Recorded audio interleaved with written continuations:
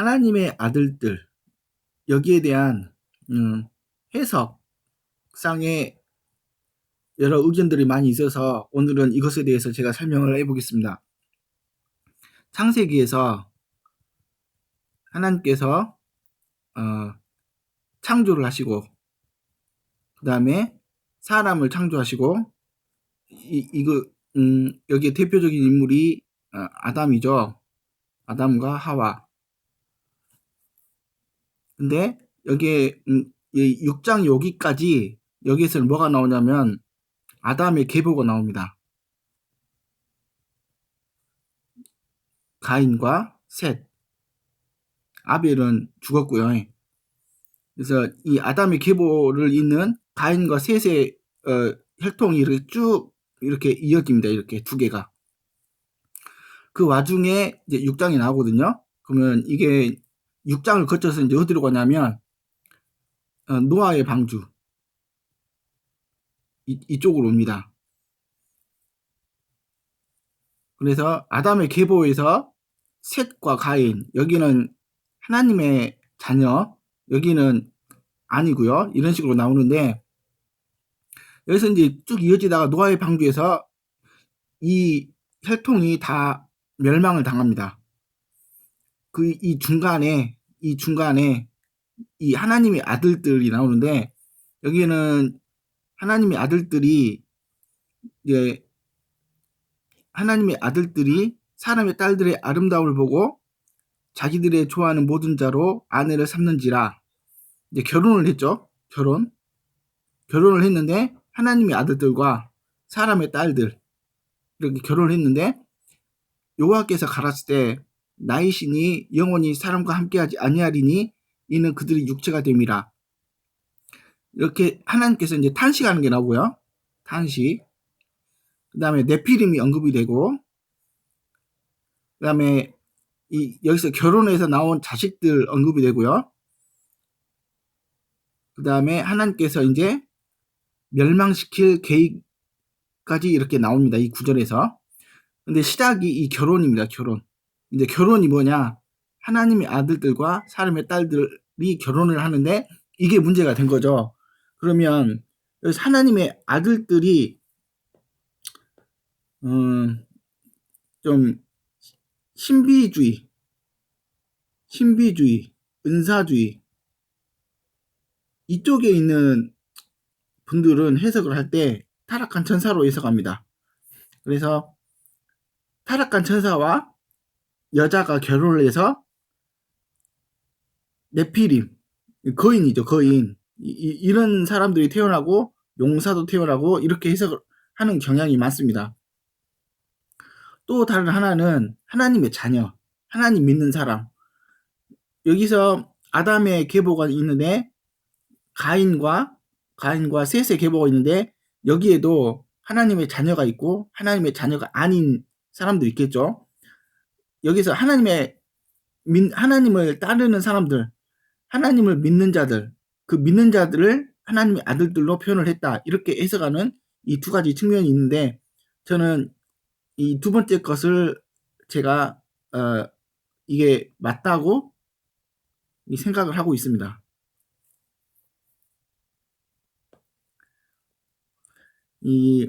하나님의 아들들이 이 타락한 천사라고 해석을 하면 성경이 신화가 됩니다. 신화는 사실이 아니죠. 그리스 로마의 신화에서 보면 이 상체는 여기 사람이고 여기는 짐승인 사자의 이 몸통을 가지고 있고 위에 상체는 사람이고 이런 식의 해석까지도 거의 하시는 분들도 있어요. 근데 하나님의 말씀은 사실에 근거한 것이지 신화가 아닙니다. 이렇게 해버리면 거의 신화가 돼버리거든요. 그래서 이 타락한 천사, 하나님의 아들들이 그 타락한 천사라고 언급하는 이제 이분들이 주장하는 구절이 욥기 이렇게 있거든요. 그래서 욥기서에 하나님의 아들들이 여호와 앞에 섰고 그 다음에 이제 사탄이 등장을 해서 하나님께 이제 꼬질러 바쳐서 노아가 고통받는 이런 모습인데, 여기서 하나님의 아들들이 어떻게 보면 사람일 수가 없을 수도 있죠. 그러니까 이것은 천사들이다, 천사들. 근데 이 사람들이, 이게 천사라도 일단 타락한 천사는 아니겠죠. 그 다음에 두 번째는 대부분 성경에서는 이 천사의 모습이 남성으로 나옵니다. 남성 또는 청년.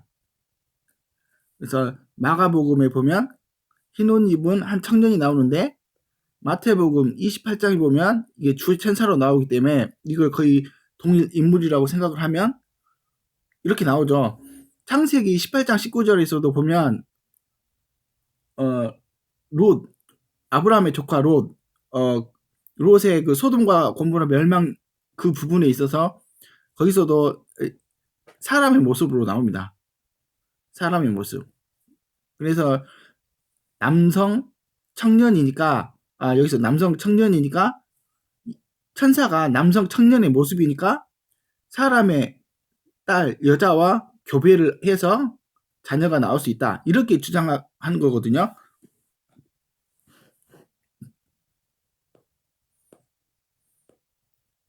근데 이제 제 주장을 한번 해보겠습니다. 아담 있죠, 아담. 아담은 하나님의 아들이라고 언급됩니다, 신약에서. 누가복음 3장 38절에서 그래서 그 이상은 하나님이시라, 그 이상은 아담이요, 그 이상은 하나님이시라 이렇게 나오는데, 이건 개역 한글 버전이고요. 킹 제임스 바이블 버전 보면 아담을 어떻게 표현하냐면 하나님의 아들, 하나님의 자손 이렇게 표현이 됩니다. 그러니까 아담 있고 여기에 가인, 셋 이렇게 나오는데, 여기에서도 이제 자손들이 이렇게 나오겠죠? 그러면 아담이 하나님의 자녀면 여기 이 중에서도 뭐 여기는 아니라 쳐도 이 중에서도 하나님을 아는 자들이 이렇게 나오겠죠. 이렇게. 그러면 아담이 하나님의 자녀니, 하나님의 아들이니까 여기 밑에 사람들은 하나님의 아들들 이렇게 할 수가 있는 거죠. 그리고 여기서도 하나님 앞에 하나님의 아들들이 이렇게 있죠. 하나님의 아들들. 뭐 이 하나님의 아들들을 천사들이라고 해석할 수도 있겠죠. 근데 이 시기에도 음, 음,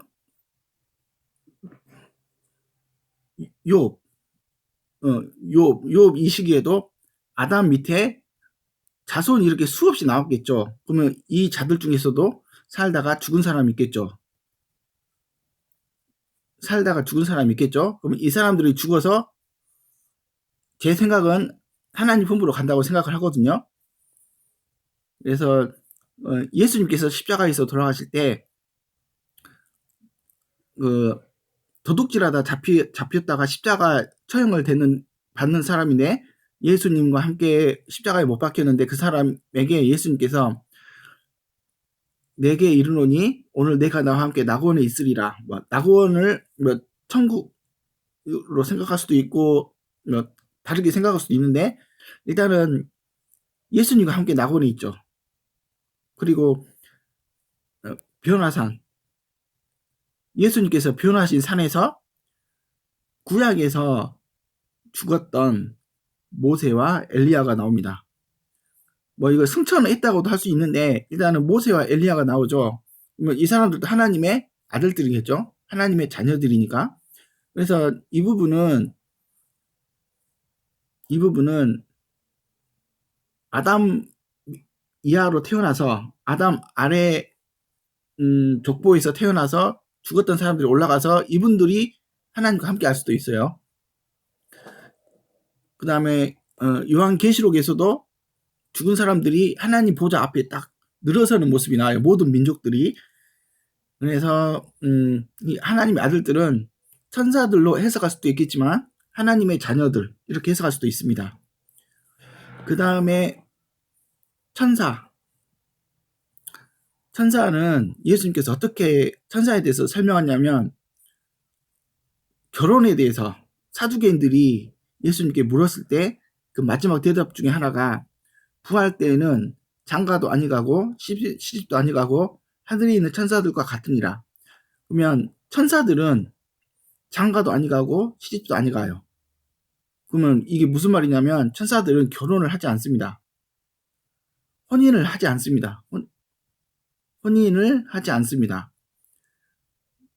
왜냐하면 천사들은 성별이 없습니다. 성별이. 모습은 남자의 모습일지라도 성별이 없습니다.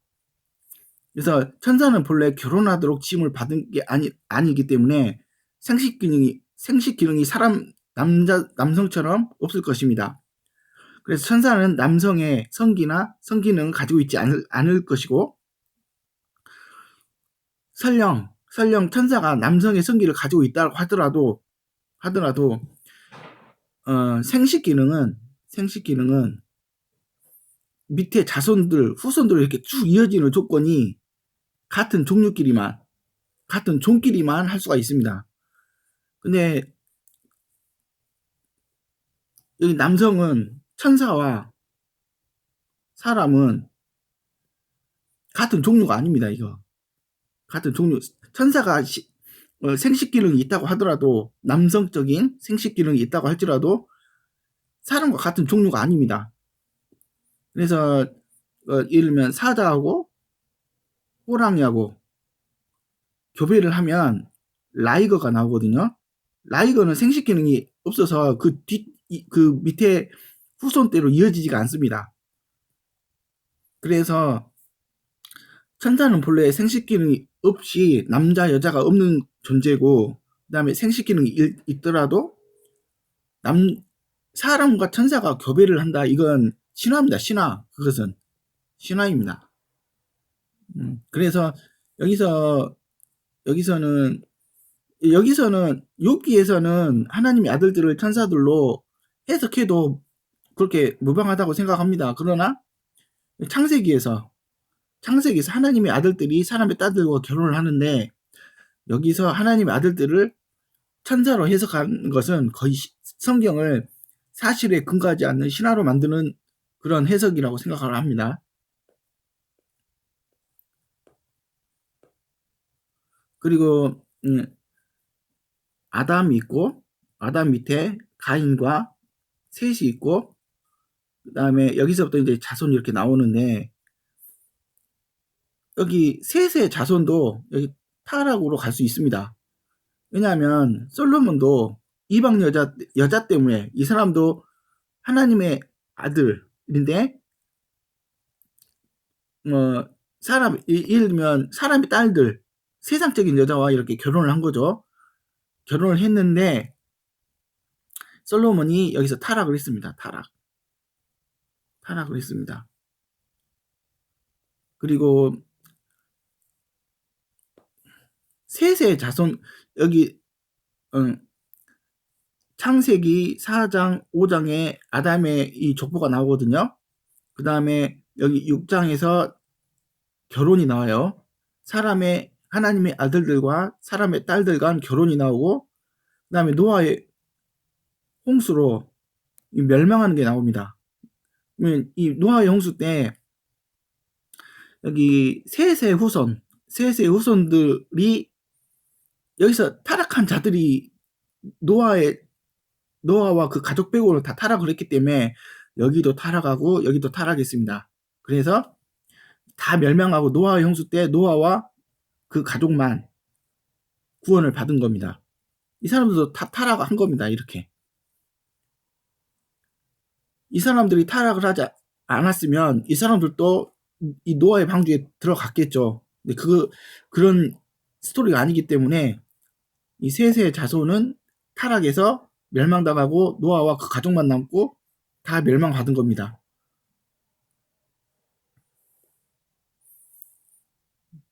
그래서 아담의 후손 중 셋의 후손 하나님의 아들들은 세상 여자와 결혼하여 타락했습니다. 노아와 그의 가족 외에는 전부 타락해서 멸망을 했습니다. 그리고 이 곁들여서 네피림, 예, 용사가 나오죠. 용사 나오니까 뭐 헤라클레스, 로마 신화에 나오는 헤라클레스 같은 그런 괴력의 그런 사람을 상상할 수 있으니까 여기를 천사로 해석할 수도 있을 것 같아요. 제 인간적인 생각으로. 그렇지만 성경은 신화가 아니기 때문에 사실에 근거해서 또는 하나님의 말씀의 그 원칙에 근거해서 해석하는 것이 옳다고 생각하고, 이 네피림은 거인이잖아요. 거인인데 노아의 홍수 이전에는 지구가 이렇게 살기 좋은 환경이었거든요. 그래서 메뚜기, 아니 잠자리도 이 화석을 보면 거의 거대합니다. 완전히 거대합니다. 잠자리가. 메뚜기도 거대한 거 있었나요? 잠자리도 굉장히 거대하게 나오는데 사람도 거인이 있겠죠. 왜냐하면 이때는 살기 좋았으니까요. 네, 그렇게 곁들여서 제가 설명을 하고, 결혼, 믿는 자, 믿지 않는 자, 결혼을 한다? 이건 재앙입니다. 저는 결혼을 못했고 하지도 않은 사람인데, 제 주변에 제가 하고 나면서 그 가정을 많이 관찰을 했는데 행복하게 사는 사람은 없습니다. 근데 그것은 이제 세상적인 거고, 믿는 자와 믿지 않는 자가 결혼한다? 그리스도의 생명이 있는 자와 귀신의 영이 있는 자, 세상 사람이 결혼한다? 이건 재앙입니다. 제가 그 경우를 몇 번 봤습니다. 차라리 믿지 않는 자와 결혼하느니 그건 굉장히 위험한 거고, 믿는 자라도 우상숭배와 연관된 자와 결혼하는 거, 이것도 굉장히 위험하다. 이게 제 생각입니다. 그래서 여기 창세기 6장은 노아의 방주 때 세상이 어떻게 멸망이 했는가 하면 타락한 결혼으로 세상이 더럽혀졌다. 그래서 그게 노아의 방주에서 멸망으로 이어진다. 이게 주제라고 생각을 합니다. 결혼하신 분들은 행복하게 살고 계신지는 모르겠지만 결혼하지 않으신 분은 한번 생각을 해보시기 바랍니다.